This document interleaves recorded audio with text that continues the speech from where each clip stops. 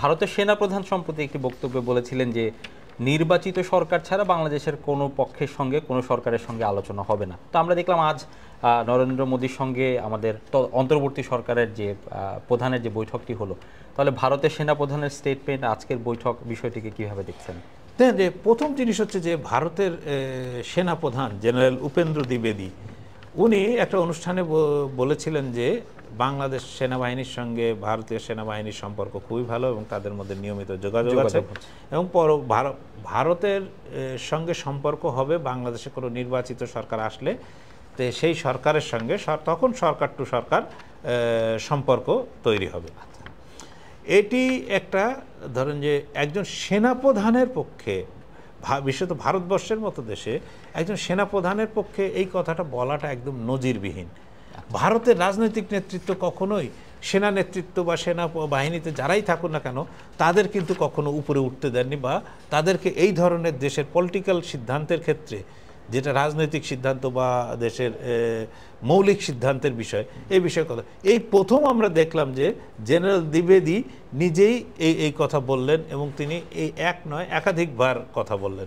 যেরকম ধরেন যে একটা জিনিস ভারতীয় সেনাবাহিনীর এক্স হ্যান্ডেলে রাখা হয়েছিল যে ঢাকায় নিযুক্ত যিনি আপনার বাংলাদেশ ভারতের হাই কমিশনার আপনার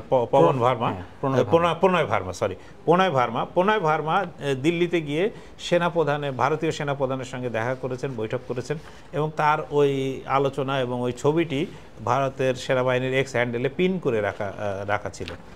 তো প্রণয় ভার্মা একজন ভারতীয় কর্মকর্তা, পররাষ্ট্র মন্ত্রণালয়ের কর্মকর্তা, এবং তিনি গিয়ে সেনা প্রধানের সঙ্গে দেখা করতে পারেন এটা কোনো, কিন্তু প্রণয় ভার্মা গিয়ে প্রথম দেখা করার কথা হচ্ছে যে ভারতের পররাষ্ট্র মন্ত্রণালয়, পররাষ্ট্র সচিবের সঙ্গে, দরকার হলে আরও বড় হলে অজিত দোভালের টিমের সঙ্গে দেখা করতে পারেন, আরও হলে নরেন্দ্র মোদীর সঙ্গে দেখা করতে পারেন।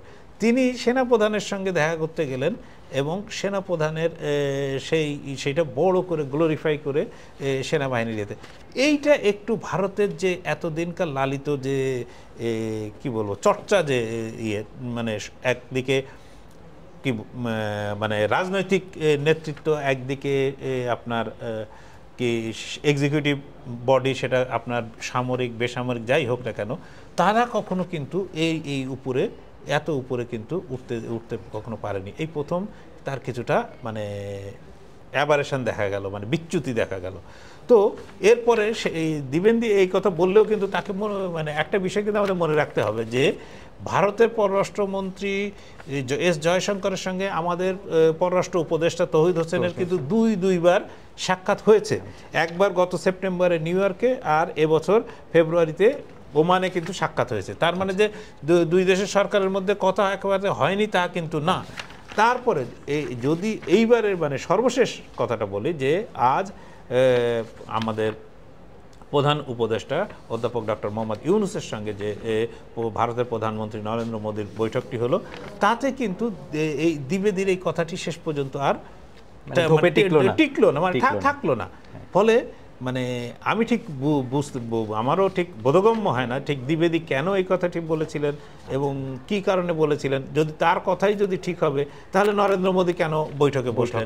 এখন সেই মানে নাসিরুদ্দিন হোজ্জার সেই গল্পের মতো বলতে হয় মানে এই ক্ষেত্রে যে আমার বিড়াল থাকলে মাংস কই, মাংস থাকলে বিড়াল কই।